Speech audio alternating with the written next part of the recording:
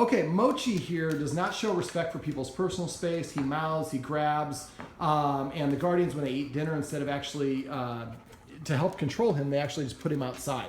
So what we're doing is we went through the escalating consequences off camera, and basically now we're doing what I like to call the leadership exercise. You notice that Mochi's keeping distance from Dad. Dad is going to be doing the exercise now. He's going to place a treat on the ground under his between his feet, and then he's going to move away, and Mochi is not allowed to have it until he lays down. When a dog lays down, that's kind of one of those ways that they say, I surrender to the exercise, I give up. And as soon as he gives up, we're going to reward him. So we want to understand, as much as you challenge me, I'm going to keep my hips pointed at you, I'm going to keep turning, I'm going to defend the treat. As soon as you lay down, then I'm going to reward you for doing that. Now, first we do it as soon as he lays down. Oh, well, we did this off camera. As soon as he laid down, we let him have it. Now we're starting to build up some duration. So once a Dad is going to walk backwards and he's going to sit on that step eventually, not yet, and then he's going to sit and he's going to count to 10 silently. And after he's counted to 10, then he's going to lean forward and tap on the floor and give Mochi permission to have it. When Mochi gets it, we're going to say the word booty when his lips touch the treat, because we're building up a command word. So eventually when we do this, we can just say booty, and then he's allowed to get it. Yeah, go ahead and make sure he sees it. Make a kissing sound. But I'm going to throw it. Yeah, you're going to throw it first. So we throw the first one away just to give the dog the ability to go get the treat. Try not to throw it under the couch. Dad has done that a couple times, but that's all right. Mochi's going to go around and find it himself, and he's going to come back over here. There we go. So now we're going to wait. There we go. So now Dad's going to get down. He's going to drop it the last couple inches. And Mochi, you see, he's respecting the boundary. So when he lays down, usually the dog will sit first. Now Dad's taking multiple steps at the same time. We want to take one step, pause, one step, pause. Now he's going to grab a seat. Stand up, rush. Excellent. So you let him get a little too close. You recovered and you were able to do it. But we definitely don't want the dog to think that he can snatch the treat. And you hear him complaining. And that's okay. We're going to wait for him to SIT. As soon as the dog SITs or LAYs, we take a big step backwards. Big step backwards.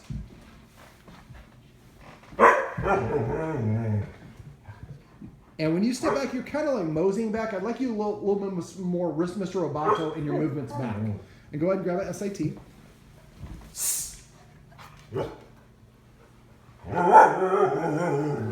Now we have a Mexican jumping bean on the couch who's not helping right now. So when you're doing this initially, you want to have your room quiet, and definitely no one should ever be eating. Eventually, you do want to have it when people are watching TV shows and there's other stuff going on, because that's the life that we live.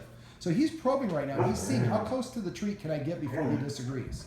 And he's kind of figured it out. So now we're going to wait for 10 seconds, and then Dad's going to let him have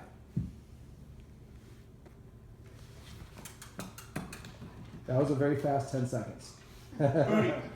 So say 1 good dog, 2 good dog, 3 good dog in your brain. I did count to 10. Okay, you did a pretty fast count. But the idea for this, and I'll kind of explain the rest of it. Here, buddy. We'll look at you while I explain the rest of how we do this. So we're going to have all the members of the family do this, and I'd like to have everybody in the family does this at least a couple times a day.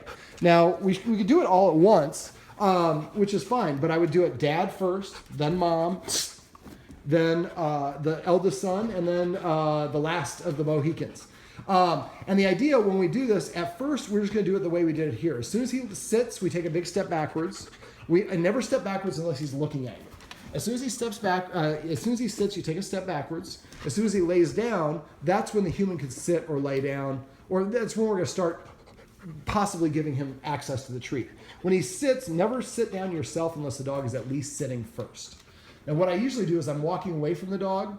The dog is stationary, take 2 steps back, left, right, stop. Wait for the dog to be stationary again, and looking at you, take 2 steps, left, right, stop. And eventually move back against somewhere where you can sit, like over here or on the couch.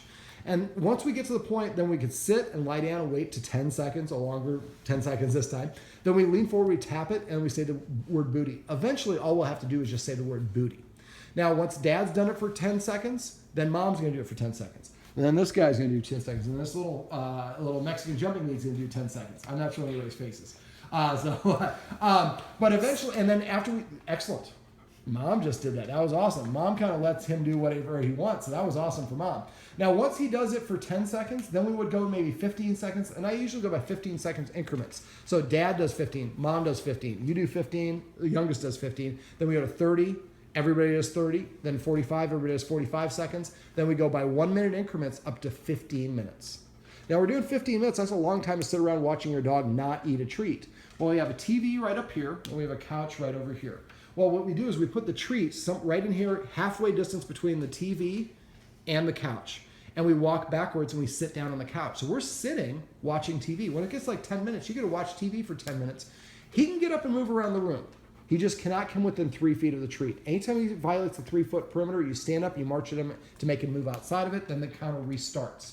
Now he can get up and move around the room, and a lot of times they'll do it like as if there's a force field around the treat. They'll walk as far, instead if the treat's right there, he would walk all the way this way and walk like a circle around. He can do that, and he can move around the room, we still count.